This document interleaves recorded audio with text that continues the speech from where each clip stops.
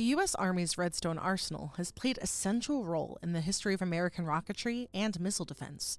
The Army Post, which calls Madison County, Alabama home, has tenants across the Department of Defense, Department of Justice, and NASA. But did you know that the storied installation also houses an elite FBI school charged with training our nation's civilian public safety bomb technicians? Each year, FBI special agents, firefighters, police, and federal sworn law enforcement officers from across the country head to Redstone to study at the FBI's Hazardous Devices School, or HDS. As former HDS director and retired supervisory special agent Jay Henze explains, we certify, recertify, and accredit bomb squads and bomb technicians.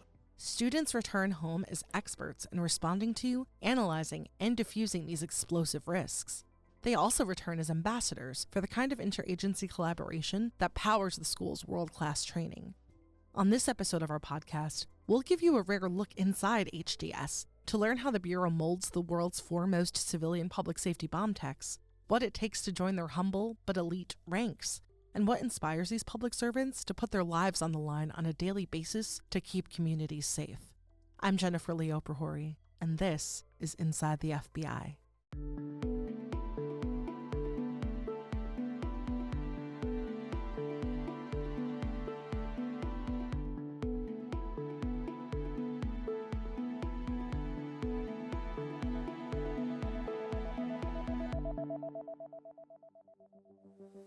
Here I am. Send me. This quote from the biblical book of Isaiah can be found all over the FBI's Hazardous Devices School, from the face of a memorial to fallen bomb techs to a tattoo on the arm of one of the school's instructors. In its original context, the quote is a prophet's response to a call from his higher power. But for America's bomb tech community, the words represent the solemn call that bomb techs have dedicated their careers to answering, and the sense of self-sacrifice required to heed it. I have seen some other organizations, both military and law enforcement, that use it. However, we're probably the ones that claim it and use it more than most. That's HDS instructor Joe Davidson. The Marine Corps veteran's time working beside military explosive ordnance disposal experts inspired him to become a public safety bomb tech with the Pennsylvania State Police. He's been teaching at HDS since 2016. Regardless of your faith, I think everybody can appreciate that statement from the standpoint of you are now sort of recognizing that you're going to give yourself to whatever the problem happens to be, right? You know, you're voluntarily stepping forward and assuming a responsibility, and with that, some inherent danger to solve that problem, not for your own betterment, but for the betterment of your community, the people that are around you. It's a natural fit for us. It's a volunteer group of folks, and it's a bit cliche, to be honest, but it's the idea of everybody else is evacuating and moving away, and you're the person that's going to show up and say, okay, I'll figure this out, and I'm going to go towards whatever that problem is and burden myself to resolve that for everyone. But contrary to popular belief, bomb techs aren't usually thrill seekers. It's something that we usually have to tell the students when they get here too, is part of their own self-evaluation. If you are an adrenaline junkie, you're probably not placed in the right career field, because this job should be painfully boring if you're doing it properly, right? Because it really goes back to you making good assessments and decisions that are going to keep people safe. Henze, a former local law enforcement officer who eventually became an FBI special agent bomb technician, agreed. There's a technical piece to it, there's a science piece to it, there's a common sense piece to it, and there's translating what you know into your hands. Can you take what you know and can you actually do some skill with your hands that would involve what we do? And by the way, it might kill you. It's more science-based and knowledge collection-based than it is some sort of game of chance where your brow is sweating and you're trying to figure out, should I cut the red wire or the blue wire? If you found yourself at that point in your career, you probably made about 100 other mistakes that got you to that point. We tell the students, go home, educate your loved ones, because when you go out the door on a call, they should understand what we just talked about, which is you're a problem solver. We can sometimes close a road and cause a traffic jam, and your average citizen sees the traffic jam and that's all they really know, but they don't realize that there's somebody in a bomb suit that's walking down here right now making a life and death decision. According to Davidson, bomb techs trade fear for focus by keeping their operational to-do lists front of mind. As bomb technicians, we're surrounded by community members that want to do the right thing. We don't want to embarrass ourselves in front of them. We want to perform. Some people bring faith into it. Some people, they've done it before in the military and they're just comfortable with it and they like the excitement of it. For me, I'm thinking, I'm assessing situations. I'm using threat assessment training that we have. The technology is amazing nowadays. We use all sorts of different tools in our toolbox to deal with a suspicious item. And so I think that takes a lot of that worry away, but you don't really know until you're there doing it. All we can do is as real as we can get at training. The history of the Hazardous Devices School begins in 1971, when the U.S. Army founded the Hazardous Devices course at Redstone Arsenal. The course was developed in response to timely issues, including the end of the Vietnam War and bombings and other incidents that were happening on American soil. Back in the 70s, there was a lot of civil unrest going on in the country. A lot of explosive threats were happening throughout different parts of the country. And law enforcement at the time had no bomb techs. There wasn't even a school. They relied heavily on the military. The EOD community had been in multiple war theaters. They were the experts. And so law enforcement would rely on military capability to help them on different events. Well, that could pose a problem as there's a separation of powers there. They don't have certain authorities domestically. And so a group of men who were on local law enforcement throughout different parts of the country were concerned with this and were able to petition Congress to start a school because of the need. At the time, the Army's Hazardous Devices Division led explosive ordnance disposal training for the entire military at Redstone Arsenal. Tapping the division to provide parallel training for civilians just made sense. What initially began as an approximately 3-week-long course on the basics of working with explosives eventually expanded in length. And then at some point they said, well, we've got to recertify these guys and show them new developments. So they added the recertification program. That's Kent Heyman, a retired Army EOD technician and instructor who now leads curriculum at HDS. He arrived at Redstone Arsenal in 1999, tasked with teaching newly minted soldiers how to be military bomb techs. These days, he molds the FBI's training for local, state, and federal civilian bomb technicians. The FBI started sending agents to take the course on a space-available basis in the 1970s. In 1981, the Bureau took over financial and administrative responsibilities for the course. That funding allowed the Army to hire military civilians to help develop training. A year later, the FBI created the Special Agent Bomb Technician career field to fill a need for civilian responders to hazardous materials incidents. In 2004, the Bureau opened HDS as we now know it. At the time, then FBI Executive Assistant Director Grant Ashley noted that the school was one of only 2 bomb training facilities of this caliber in the world, the other being based in the United Kingdom. Redstone itself was an Army training facility. Redstone housed Advanced Individual Training, or AIT, for a lot of jobs related to explosives, ammunition, explosive ordnance disposal, missiles, and rockets. But when the Army moved that training from Redstone Arsenal in Alabama to Fort Gregg Adams in Virginia, the Army's EOD schoolhouse, training, and military instructors went with it. And that was kind of creating a void to where the Army Training Command was like, why are we training public safety bomb technicians when there's no military attached to it? In 2017, the FBI stepped up in response to this need and took over full responsibility for the school in terms of curriculum, administration, and funding. I was responsible for transitioning from Army curriculum and Army speak to FBI curriculum and FBI speak. And essentially all that meant was we changed the formatting and we changed the background on the slides. The Bureau taking over really didn't affect the curriculum of certification and recertification. The amount of curriculum really increased. The school added more courses to keep up with the demand for training and created advanced courses to provide them with specialized training. A few things set the Hazardous Devices School apart from other training institutions. The first is that every instructor you'll meet was first a student in its halls or on its ranges, depending on their generation. The school's other standout feature is its variety of true-to-life training settings. From 1971 to the early 2000s, the school had to do a lot of pretending. You would take students out to a large open field where we do our demolitions training, and they would tell you, okay, in the middle of the field, pretend that it's a building, a bank or a mall or whatever, and you've got a suspicious package that's out there. And they were forced to do the best they could with that environment. In the early 2000s, this school dramatically changed in terms of structure and location. We moved to the south end of the arsenal, and we built what we refer to as the villages. The villages are a series of different training sites that are appropriately distanced from the next and sort of fenced off from one another for safety purposes. And you can dispatch a team of students to any village with a truck that is outfitted fully with all the equipment, and they can train in a area where you don't have to pretend anymore. They can go to a hospital, they can go to a school, they can go to a commercial setting.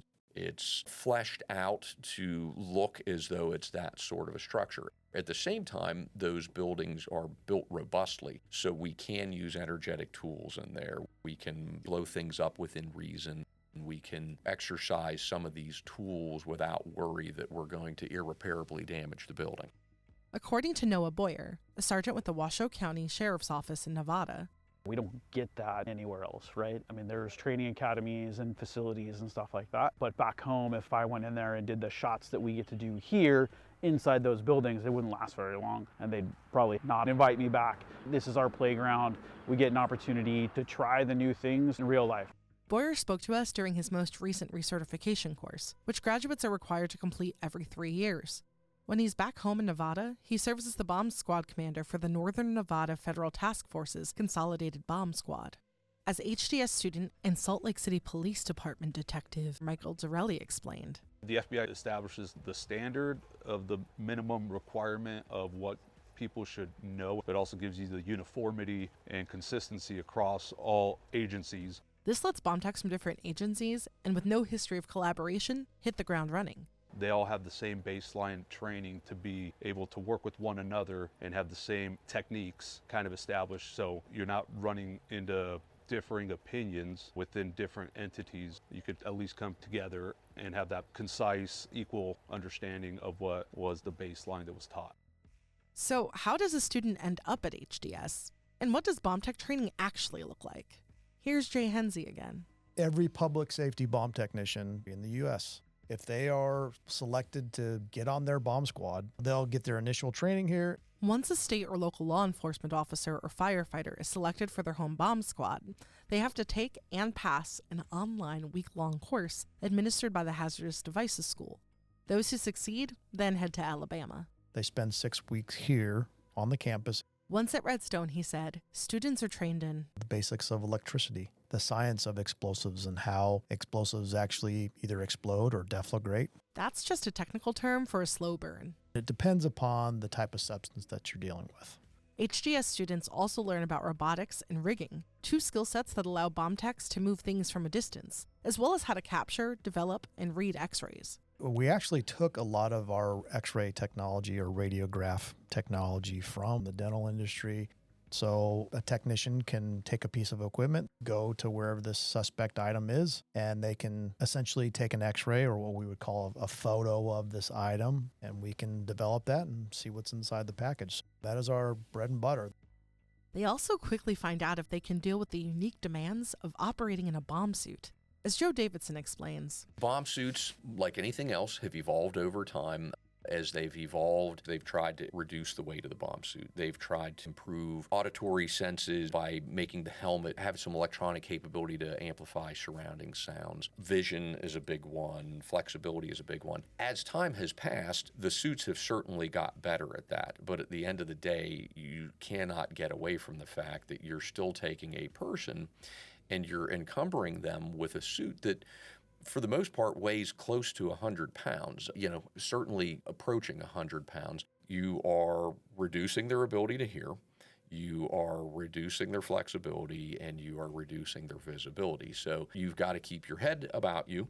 You've got to make decisions, develop a plan, knowing that you're going to be encumbered. You're going to be dealing with some of these diminished senses, and you now have to go down there while you're wearing this, right? So while you're wearing this and working, you're physically exerting at a higher level than what you normally would be. So you're starting to breathe harder, your heart rate's starting to increase, and at the same time, you've got to manage that physiological response and keep your brain engaged, because you've got to make technical decisions while you're downrange dealing with whatever that problem happens to be.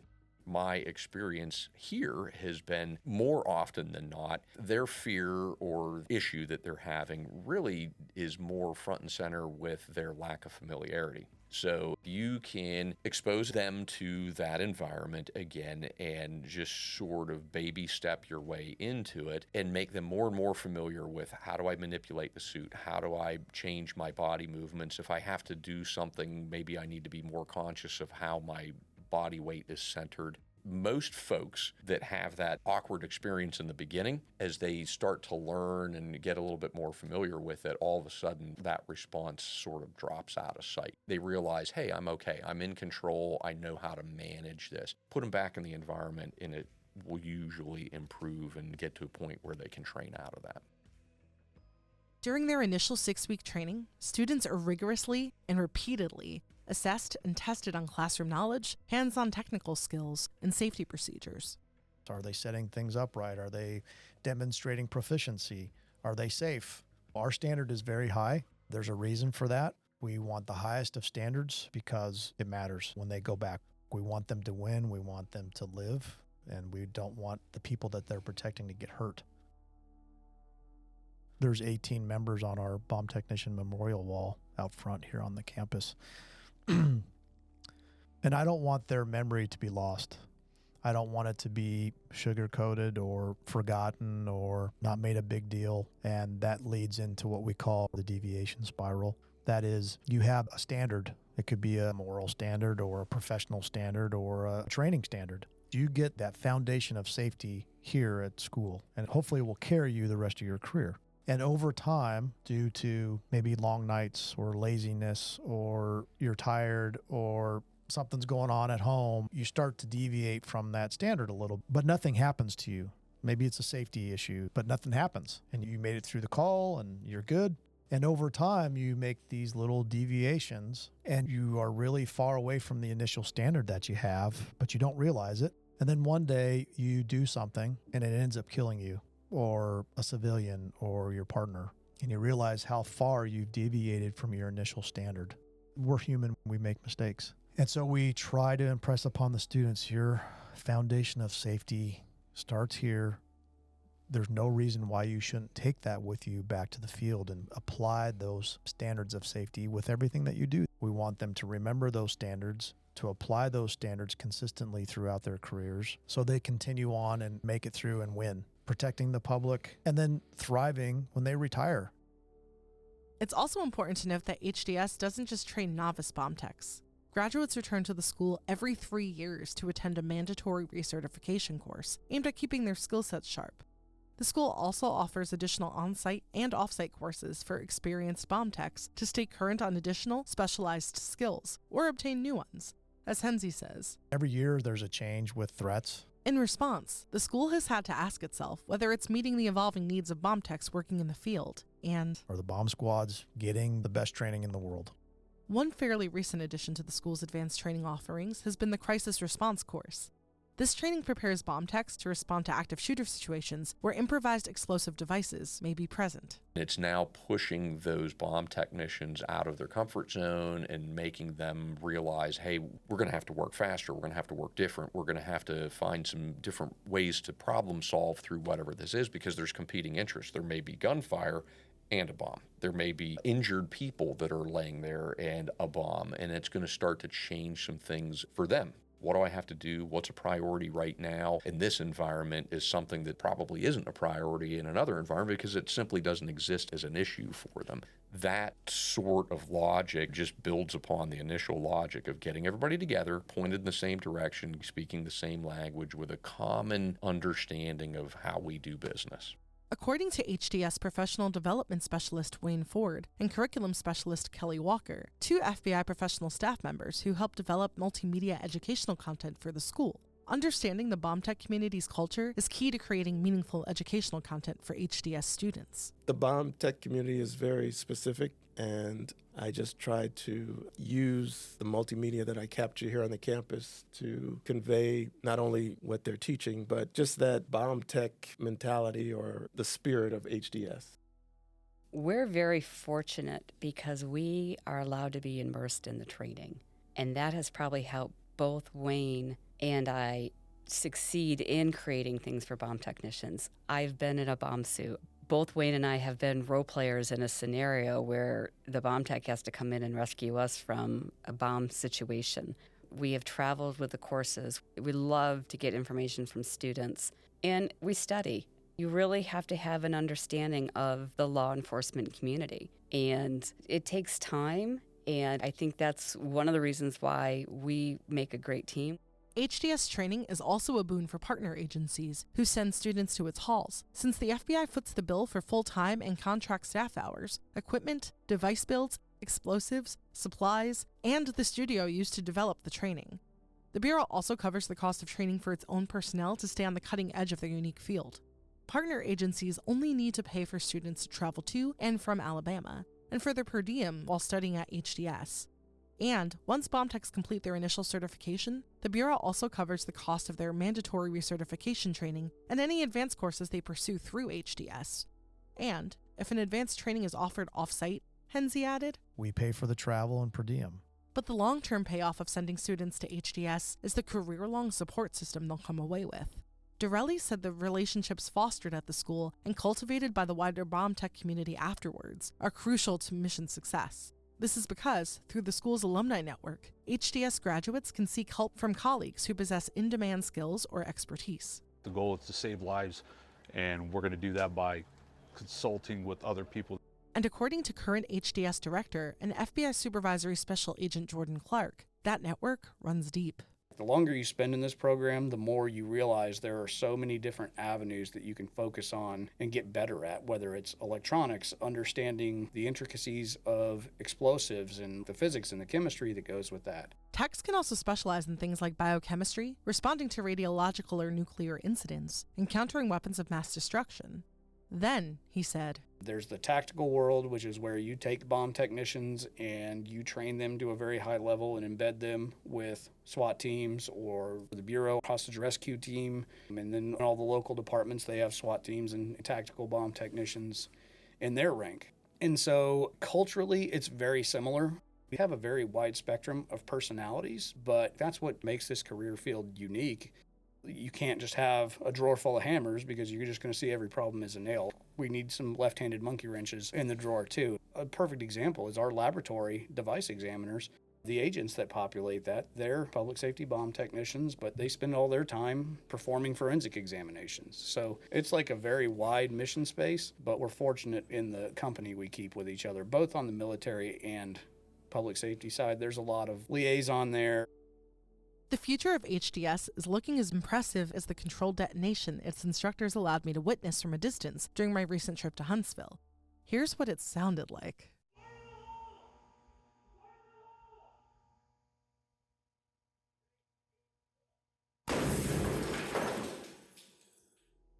Later, I sat down with Clark to discuss his vision for the next chapter of HDS's story. Clark started his bomb tech career as an Army EOD specialist. In that capacity, he even led troops in combating explosive threats on the ground during the Iraq War. After leaving the military, Clark headed to Quantico to attend the FBI Training Academy. While there, he was recruited to train up and work as a special agent bomb technician, a call that was too good to refuse. And so, within a year of getting his badge and shipping out to his first assignment at the FBI's Phoenix Division, he found himself at HDS, getting his civilian bomb tech certification. That was more than a decade ago. In the years since, he said, there was kind of a renaissance in terms of capability in the public safety bomb technician community. The tactical program came online after the Boston bombing. Stabilization is a big program for us that deals in the counter WMD space.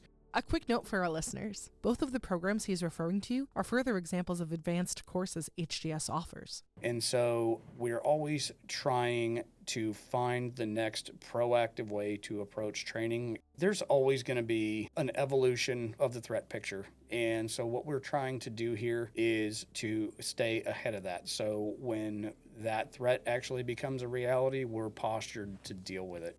He pointed to the risk posed by unmanned aerial systems, such as drones, as an example of the kind of emerging threat HDS is looking to train its students to respond to.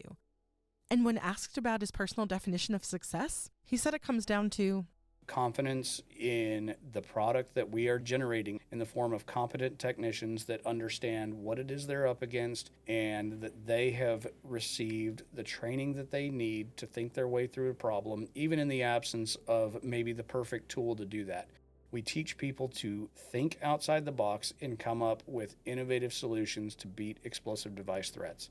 Everybody wants an answer for how do you do X as a bomb technician. But the reality is the threat is a million shades of gray. And so you have to take the information that you have, evaluate that, formulate a logical plan that's safe and is going to be reliable, repeatable, predictable. And if we have confidence in our students' ability to do that when they go out into the world and respond to bomb calls, then we've done our job here. You can visit fbi.gov/tactics to learn more about the FBI's Critical Incident Response Group's mission and programs, including the Hazardous Devices School. This has been another production of Inside the FBI. You can follow us on your favorite podcast player, including Spotify, Apple Podcasts, or YouTube. You can also listen to our show via the My FBI Dashboard app. Visit fbi.gov/dashboard app to learn more. And you can subscribe to email alerts about new episodes at fbi.gov/podcasts. I'm Jennifer Leoprahori with the FBI's Office of Public Affairs. Thanks for listening.